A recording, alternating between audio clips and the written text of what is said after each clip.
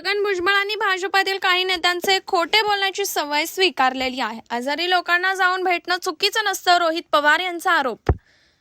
छगन भुजबळांचं आजचं भाषण मागच्या सगळ्या भाषणांपेक्षा चांगलं झालं आहे।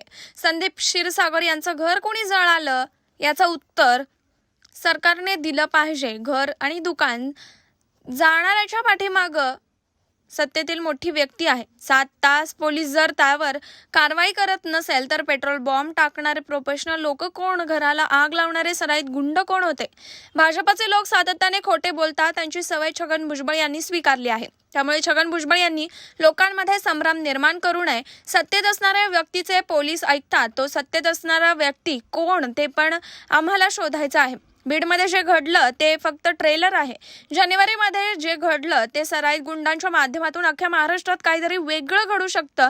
बीडमध्ये जे काही घडलं त्याबाबत संदीप क्षीरसागर अधिवेशनामध्ये बोलणार आहेत। या प्रकरणामध्ये कारवाई येणाऱ्या काळांमध्ये होणार, पण आम्हाला भीती अशी वाटत आहे की एका उपविभागीय पोलीस अधिकाऱ्याची बदली सरकारकडून केली जाईल, असं देखील रोहित पवार यांनी म्हटलंय। संदीप क्षीरसागर भुजबळ साहेब, मला फक्त एकच सांगायचं, आजचं भाषण हे गेल्या भाषणापेक्षा तुमचं खरंच चांगलं झालं। त्यात काय मी वेगळं बोलणार नाही, कारण मी राजकारण सगळ्याच गोष्टीमध्ये करतो असं नाही। राहिला प्रश्न संदीप भैयाचं घर कुणी जाळलं याचं उत्तर हे सरकारलीच द्यायला हवं। संदीप भैया असतील, तसंच तुम्ही इतरही सर्व जे नेते आहेत, नाहीतर जे सामाजिक कार्यकर्ते, नाहीतर दुकानदार ज्यांचं घरं आणि हे जाळलं, याच्या मागे कुणीतरी ताकदवान सत्तेत असणारी व्यक्ती आहे।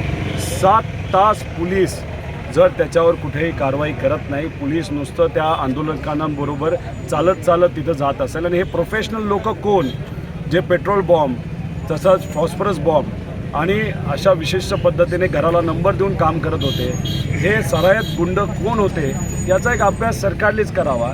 आणि आम्ही सगळेजण हेच म्हणतोय, हे प्रोफेशनल लोक वेगळे होते आणि जे सामाजिक कार्यकर्ते नाहीतर जे काही नागरिक आसपास उभे होते ते वेगळे होते। त्यामुळे भुजबळ साहेबांना मला विनंती करायची आहे की तुमचं आजचं भाषण तसं चांगलं झालं असलं तरीसुद्धा आपण कदाचित सत्तेत असणारे काही मोठे नेते भाजपचे जे खोटं बोलतात सातत्याने, त्यांची एक सवय हे तुम्ही स्वीकारलेली आहे खोटं बोलण्याची। त्यामुळे उगाच खोटं बोलून लोकांमध्ये संभ्रम हा निर्माण करू नये। एखादा व्यक्ती जर आजारी असेल तर त्यांना जाऊन भेटणं हे चुकीचं नसतं। आणि मी असेल, संदीप भैया असतील, तिथं जरांगे पाटील आजारी होते, तब्येत खराब होती म्हणून त्यांना भेटायला गेलो होतो। त्यामुळे उगाच तुम्ही संभ्रम लोकांमध्ये निर्माण करू नये अशी विनंती मी इथं। Bureau report, SBN Marathi, Parbhani.